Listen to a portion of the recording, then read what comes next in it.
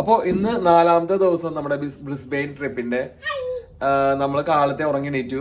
പിള്ളേര് ബെഡ് ശരിയായിക്കൊണ്ടിരിക്കുകയാണ് ഉറങ്ങി എണീറ്റതിന് ശേഷം.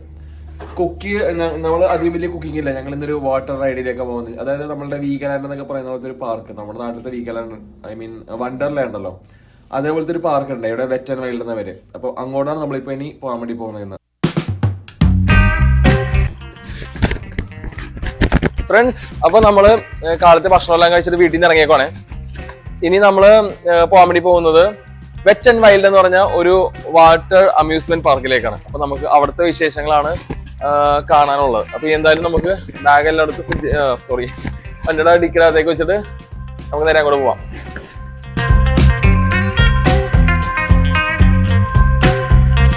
അങ്ങനെ നമ്മൾ വാർണർ ബ്രോസ് വെറ്റ് ആൻഡ് വൈൽഡിലേക്ക് എത്തിക്കൊണ്ടിരിക്കുകയാണ്. നമ്മൾ നേരെ പാർക്കിങ്ങിലേക്ക് കയറ്റുവാണേ.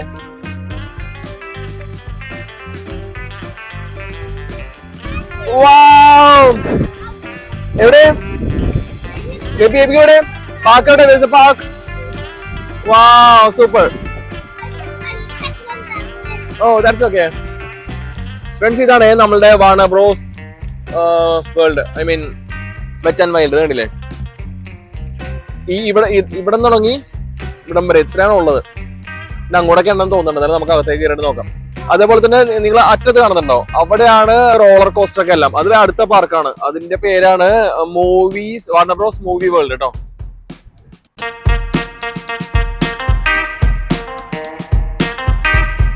നമ്മള് പാർക്കിനകത്തേക്ക് കയറാൻ വേണ്ടി പോവാണേ.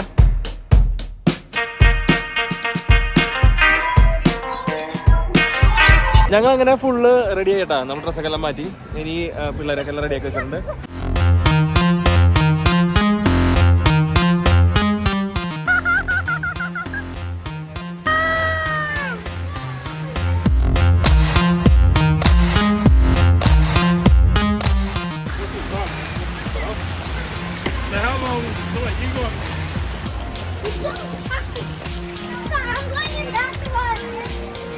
Look at it. Go, go, go.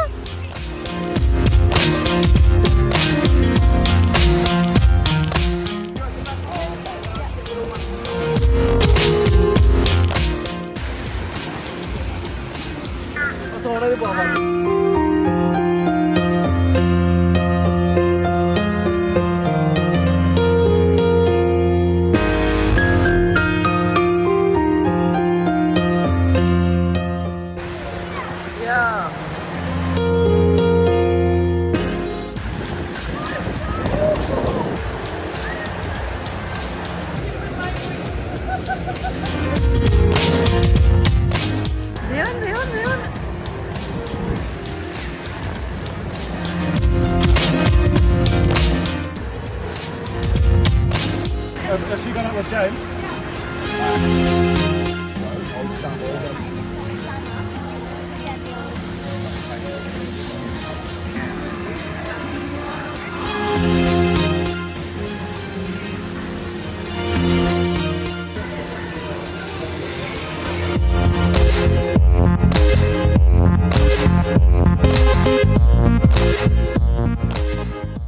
സമയം 3:30 ആയിട്ടോ.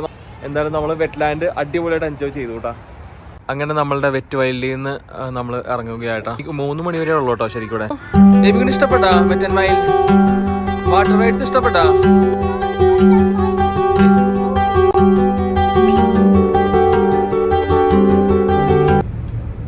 അങ്ങനെ നമ്മള് വെറ്റ് ആൻഡ് വൈൽഡ് പാർക്കിൽ നിന്ന് ഇറങ്ങിയിട്ട് അപ്പൊ നോക്കുമ്പോൾ സമയമുണ്ട്, ഒരു 3:45 ആ സമയത്താണ് നമ്മള് പാർക്കിൽ നിന്ന് ഇറങ്ങിയത് കേട്ടോ.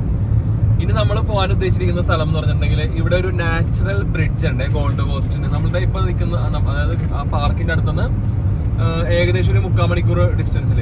അപ്പോൾ നമ്മൾ അങ്ങോട്ടൊന്ന് പോയി നോക്കാന്ന് വിചാരിച്ചു. വെതർ ഇപ്പം അത്ര നല്ലതൊന്നുമല്ല, മഴയുണ്ട് ചെറുതായിട്ട്. എന്തായാലും നമ്മൾ ഇനിയിപ്പോ തന്നെ ഡയറക്റ്റ് റൂമിൽ പോയി കിടന്ന് ഉറങ്ങിയിട്ട് കാര്യമില്ലല്ലോ. എന്തായാലും സമയമുണ്ട്. എന്നാലും നമുക്ക് ഡ്രൈവും ആസ്വദിക്കാം. ഇൻ കേസ് നമ്മൾ ആ ബ്രിഡ്ജിന്റെ അവിടെ ചെല്ലുമ്പോഴത്തേക്കും വെതർ കുറച്ച് നല്ലതായിക്കുണ്ടെങ്കിൽ നമുക്ക് അതും എൻജോയ് ചെയ്യാം. അപ്പോൾ ഇത് കണ്ടില്ലേ, ചെറിയ രീതിയിൽ മഴയുണ്ട്.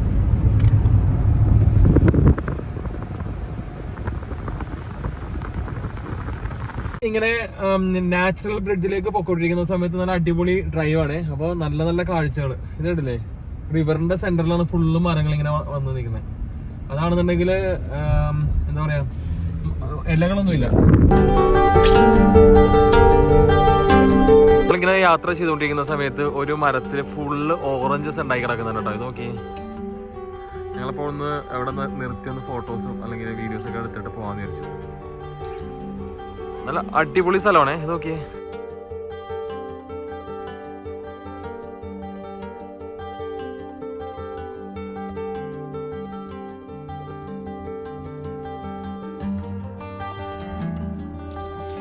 ഇപ്പം നമ്മൾ പൊയ്ക്കൊണ്ടിരിക്കുന്നുണ്ടല്ലോ നാച്ചുറൽ ബ്രിഡ്ജ് എന്ന് പറഞ്ഞിട്ടൊരു സ്ഥലത്തേക്കാണ്.